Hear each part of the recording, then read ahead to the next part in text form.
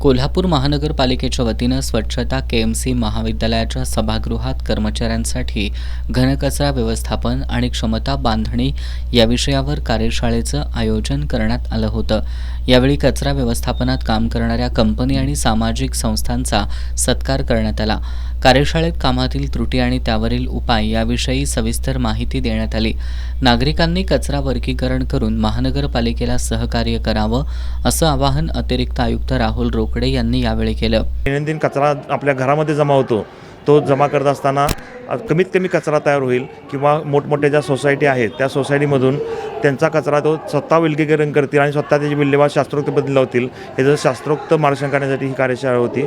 यामध्ये आम्ही सोबतच नागरिकांनाही त्यांचा घरातील कचरा घंटागाडीत टाकत असताना ओला कचरा, सुका कचरा, हजार्डस वेस्ट, त्याचबरोबर आपलं ई वेस्ट याचं सेग्रिगेट करून कचरा घंटागाडीत टाकावा याबद्दलचं मार्गदर्शन करतो आहे। आणि ही आपण एक शहरातील एकत्रित अशा इथं कार्यशाळा केलेली आहे।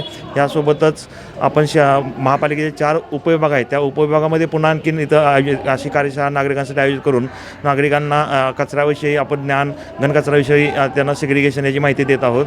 आणि माझं सर्व नागरिकांनाही आव्हान आहे की आपण महापालिका प्रशासनाला कचराची योग्य पद्धतीने विल्हेवाट लावण्याकामी कचरा विलगीकरण करून द्यावा आणि जो आपला कमीत कमी कचरा तयार होईल अशाच प्रकारच्या वस्तू आपल्या घरामध्ये वापराव्यात, प्लास्टिकचा वापर करू नये असं मी सर्व नागरिकांना आवाहन करतो।